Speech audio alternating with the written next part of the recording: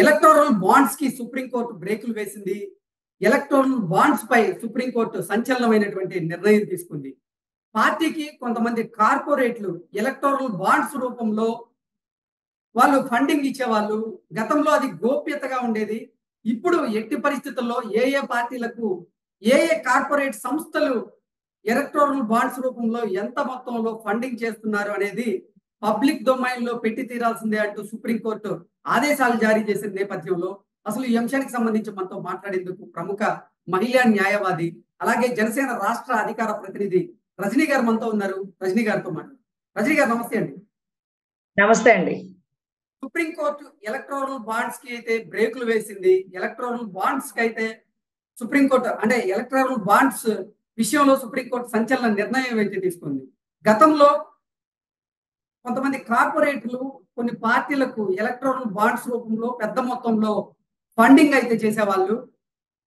కానీ ఇప్పుడు ఏ సంస్థలు ఏ పార్టీకి ఎలక్టోరల్ బాండ్స్ రూపంలో ఎంత ఫండింగ్ చేస్తున్నాయో అవి పబ్లిక్ డొమైన్ లో ఎట్టి పరిస్థితుల్లో పెట్టి తీరాల్సిందే అంటూ కూడా సుప్రీంకోర్టు ఆదేశాలు జారీ చేసిన నేపథ్యంలో ఈ పరిణామాన్ని రజనీ గారు ఎలా చూడొచ్చు?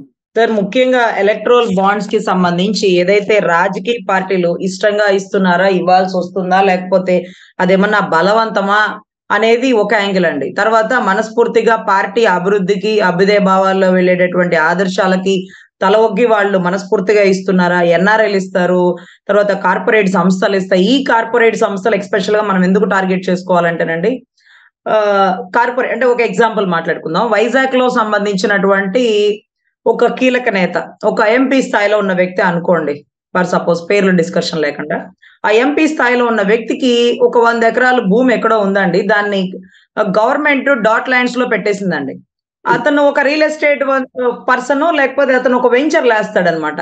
అతను భూమి కలెక్ట్ చేసుకున్నాడు, ఆ భూమిని డాట్ నెట్ లో పెట్టేశారు, అంటే డాట్ లైన్స్ లో. అది ఇక తీయడానికి లేదు, దాన్ని రిజిస్ట్రేషన్ చేయడానికి లేదు, కన్స్ట్రక్షన్ కి ఏదో చాలా ప్రాబ్లం ఉంటది. అప్పుడు అతను అడుగుతాడు, ఇదిగోండి ఈ డాట్ లైన్స్ లోంచి తీపిచ్చేసేయండి, పార్టీ ఫండ్ గా నేను 10 కోట్లు ఇస్తాను, ఎలక్ట్రల్ బాండ్స్ రూపంలో 10 కోట్లు ఇస్తాను, 5 కోట్లు ఇస్తాను, 6 కోట్లు ఇస్తాను. ఇట్లా ఒక డిస్కషన్ స్టార్ట్ అవుతుందండి. అంటే ఈ సమాజంలో నాకేంటి అనే వాళ్ళు ఎక్కువ. సో కార్పొరేట్ సంస్థలు ఎవరైతే ఎలక్ట్రల్ బాండ్స్ కి సంబంధించి మనకి సపోర్ట్ చేస్తారో పార్టీకి, they demand something. What's the demand? That call the quid pro quo. ఆ క్విడ్ ప్రోకోలోనే గతంలో ఏదైతే కావాలని ఎలిగేషన్స్ పెడుతూ ఏదైతే లోకేష్ గారిని మనం అనుకున్న రకంగా ఇక్కడ భూములు అంటే ఒక సబ్వే ఇలా తిరిగితే, ఏది మన అమరావతి హైవే ఇటు తిరిగితే వాళ్ళ భూములు లాభం వచ్చేస్తాయి, లింగంనేని రమేష్ గారి భూములు రెట్టింపు అయిపోతాయి. ఆ రెట్టింపు అవుతున్నందుకు గాను లోకేష్ గారికి హెరిటేజ్ కి సంబంధించి కొంత భూమి కొనిస్తాను అన్నారు. దాన్నే ఇన్నర్ రింగ్ రోడ్ అలైన్మెంట్ కి సంబంధించినటువంటి ఎలిగేషన్. అసలు రాజధాని లేదా మగడ అంటే రోడ్డు అంటాడు. కానీ మీరు గమనిస్తే భోగాపురం ఎయిర్పోర్ట్ నుంచి ఒక 6 లైన్ల వే ఒకటి ఉందండి, భోగాపురం ఎయిర్పోర్ట్ ని కనెక్ట్ చేస్తూ. ఈ 6 లైన్లు హైవే నేను చూసినానండి, విజయనగరం నుంచి వైజాగ్ కనెక్ట్ చేస్తా. దాని పక్కనే రాడిసన్ హోటల్ కూడా ఉందండి. రాడిసన్ హోటల్ కి చిన్న గేట్ కూడా టచ్ అవ్వలేదండి. ఎన్ని మెలికలైనా తిరిగేసింది కానీ రాడిసన్ హోటల్ ని టచ్ అవ్వలేదు. మరి రాడిసన్ హోటల్ కి టచ్ అవ్వలేదు కాబట్టి వాళ్ళు నష్టపోరు, కాబట్టి వాళ్ళు కూడా ఎలక్ట్రల్ బాండ్స్ రైజ్ చేస్తారు. అవును సార్, మీరు మంచి పని చేశారు, తగలకుండా మాకు ఇచ్చారు కాబట్టి మేము ఇంత ఇస్తాం, ఇదిగో చూడండి మీరు ఎలక్ట్రల్ బాండ్ కట్టకపోతే మీకు ఇంత తగిలేస్తుంది అని కూడా అంటారు. ఇదంతా కూడా వైసీపీ ప్రభుత్వంలో విచ్చలవిడిగా జరిగినాయండి.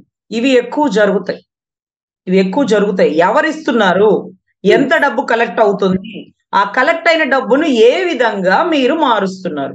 ఫర్ సపోజ్ 50 కోట్లు కలెక్ట్ అయిందే అనుకోండి, దాంట్లో 1 కోటి రూపాయలు ఫ్లెక్సీలు కట్టడానికి, 2 కోట్లు భోజనాలు పెట్టడానికి, 10 కోట్లు వాహనాలకి, వెహికల్స్ కి, ఇదంతా ప్రతిదీ కూడా ప్రాఫిట్ అండ్ లాస్ అకౌంట్ లాగా ఎక్స్పెండిచర్ అండ్ మిగతా ఇన్కమ్ అకౌంట్ కూడా పెట్టాలి. ఇన్కమ్ వాళ్ళు ఇస్తున్న ఎలక్ట్రల్ బాండ్స్, ఎక్స్పెండిచర్ మనం వెహికల్స్ కి పెట్టాం, లేకపోతే ఫ్లెక్సీలకి పెట్టాం, లేకపోతే అన్నదానంకి పెట్టాం, ఇవన్నీ కూడా రూల్స్ అండ్ రెగ్యులేషన్స్ ప్రకారం చెప్పాలి.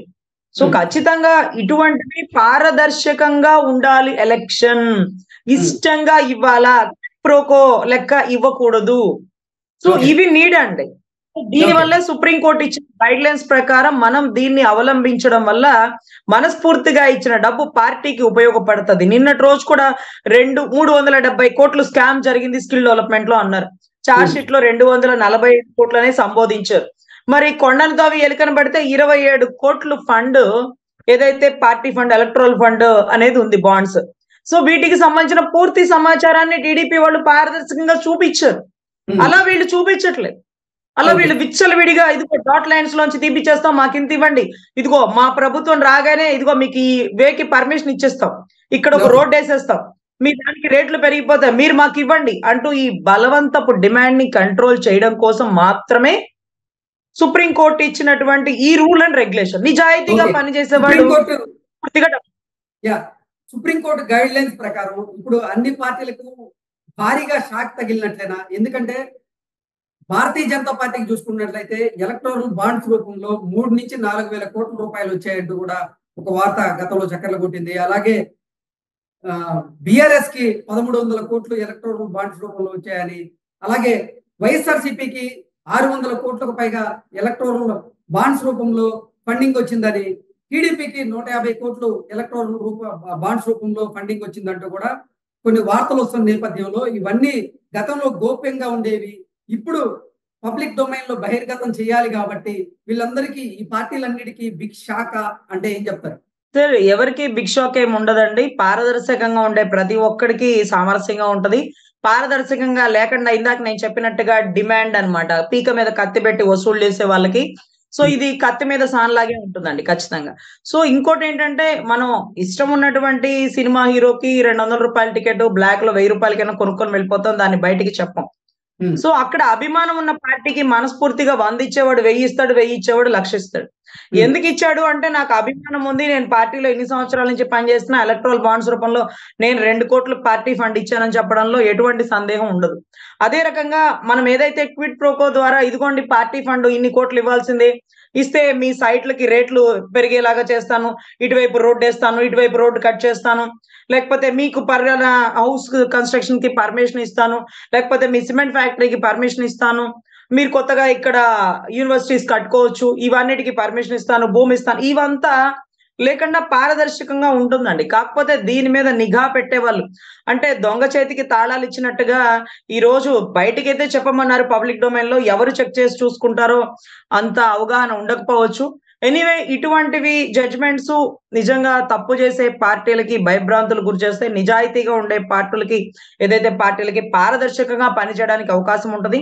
పబ్లిక్ డొమైన్ లో ప్రతి విషయాన్ని పెట్టడం అనేది ఒక నిజాయితీ తనకు తాను నిరూపించుకోవడం అండి. దాంట్లో ఫర్ ఎగ్జాంపుల్ మనకి నిన్నటి రోజు ఒక ప్రెస్ మీట్ లో విన్నాను, లోకేష్ గారు చెప్తున్నారు 92లో హెరిటేజ్ స్థాపించాం, అప్పుడు ఆయన ప్రతిపక్ష నాయకుడుగా ఉన్నారు చంద్రబాబు గారు, 94లో లిస్టెడ్ కంపెనీలో హెరిటేజ్ వచ్చింది, అదే రకంగా మాకు సంబంధించిన ఆస్తులు ఆదాయాలు మేము కట్టే ఎక్స్పెన్సెస్ ప్రతిదీ పబ్లిక్ డొమైన్ లో మేము పెట్టాం, కావాలంటే చూసుకోండి, మా షేర్ ఏమి 100 రూపాయలది 1000 రూపాయలకి మేమేం ఏమార్చుకోలేదు, ప్రతిదీ లెక్క ఉంది, ప్రతిదీ డిస్ప్లే ఉంది, ప్రతిదీ పబ్లిక్ డొమైన్ లో ఉంది అన్నారు. What you mean that public domain? Public domain అంటే ఇక పబ్లిక్ కి మనం ట్రాన్స్పరెంట్ గా పారదర్శకంగా ఉన్నట్టండి. సో ఖచ్చితంగా సుప్రీంకోర్టు ఇచ్చినటువంటి ఈ జడ్జిమెంట్ బలమైన బీజేపీ వాళ్ళకి, లేకపోతే టీడీపీ వాళ్ళకైనా, వైసీపీ వాళ్ళకైనా, పారదర్శకంగా పనిచేసే వాళ్ళకి ఎవరికి ఇబ్బంది ఉండదండి.